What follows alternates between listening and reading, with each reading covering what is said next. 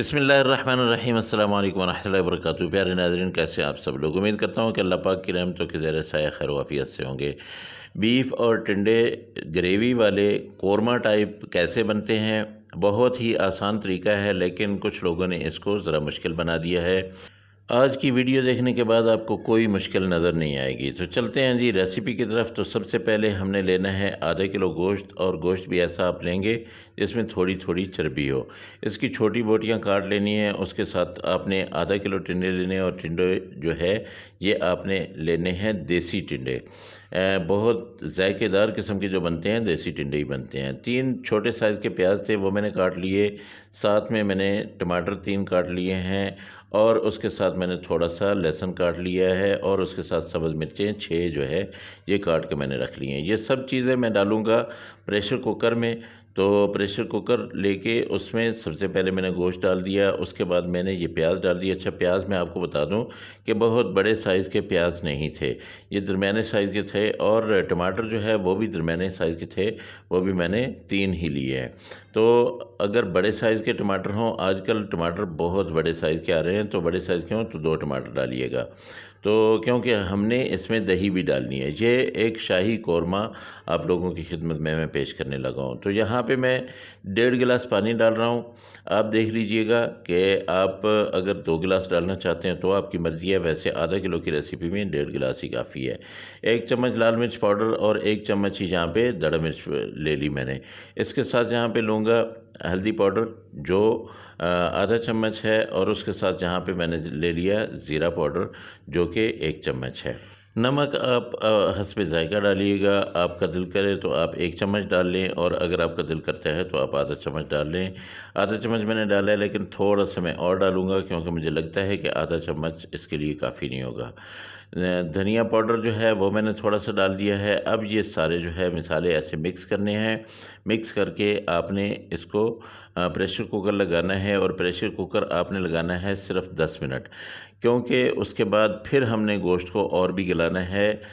वैसे तो आम तौर पे तकरीबन 15 से 20 मिनट लगाया जाता है, लेकिन मैं 10 मिनट ही लगाऊंगा। तो ये 10 मिनट प्रेशर कुकर लगने के बाद जब हम इसको खोलेंगे तो हमारा गोश्त जो है वो तकरीबन 80% गल चुका होगा, और बाकी जो मिसाले हैं वो भी तकरीबन गल चुके होंगे। तो अब मैं ये देखिए, ये माशाल्लाह बिल्कुल हमारा जो है ये गोश्त, इसको अभी ये मैंने डाल दिया है कढ़ाई में, और कढ़ाई में डाल के अब मैं इसका पानी खुश्क करूँगा। जो पानी इसके अंदर रह गया है, इस पानी को हमने खुश्क कर देना है। और इस पानी जैसे जैसे पानी खुश्क होता जाएगा, ये जो मिसाले आपको सामने साबित नज़र आ रहे हैं, ये जो टमाटर हैं, प्याज हैं, लहसुन है, ये जितने भी मिसाले हैं ये सारे के सारे ख़त्म होते जाएंगे।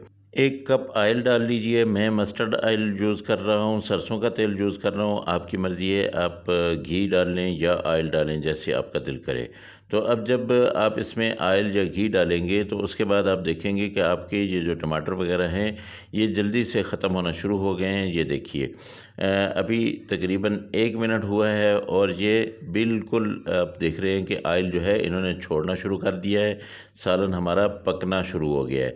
तो अब इसके गोश्त है, इसको मैंने अच्छी तरह से यहाँ पे भून लेना है। इसकी अच्छी तरह से भुनाई कर लेनी है। उसके बाद मैंने इसमें डाल देना है 1 कप दही। दही आपने अच्छी तरह से फेंट लेना है, उसके बाद आपने डालना है। और ये मैंने फेंटा नहीं था, इस वजह से आपको ये ऐसा नज़र आ रहा है, लेकिन इसको मैंने संभाल लिया था। आपसे ये संभलेगा नहीं, तो इसलिए मैं आपको बता रहा हूँ कि आप पहले फेंट लीजिएगा।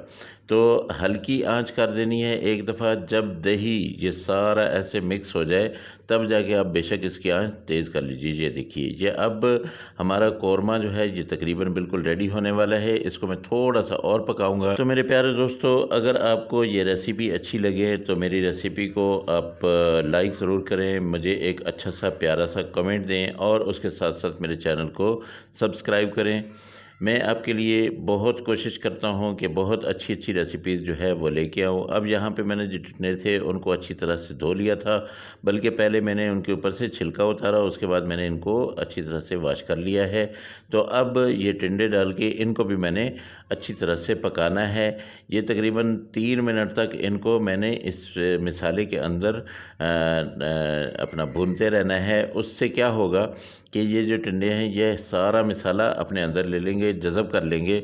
उसके बाद मैं इनमें पानी डालूँगा, तो पानी जब डालूँगा उसके बाद आप देखेंगे बहुत जल्दी ये एक तो इन टिंडों ने गल जाना है और उसके साथ-साथ इतनी मज़े की ग्रेवी बनेगी कि बस आप जब देखेंगे तो आपका फ़ौरन दिल करेगा कि हम अभी से जो है ये खाना शुरू कर दें।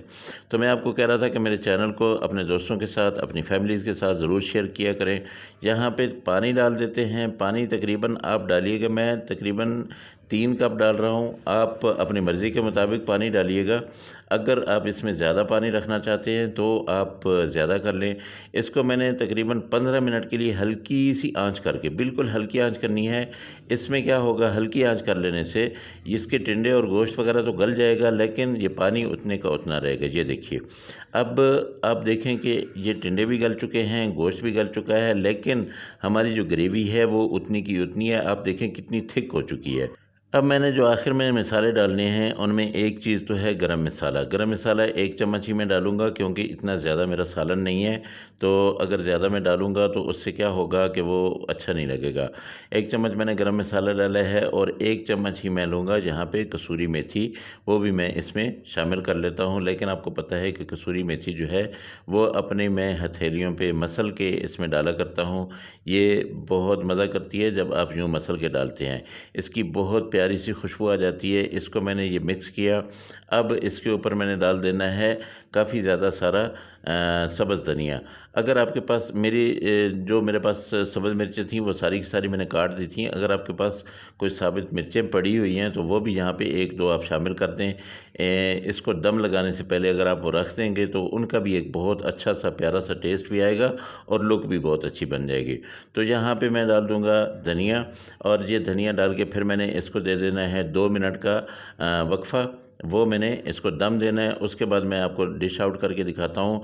आप देखेंगे आपको बहुत ही ज़्यादा मज़ा आएगा।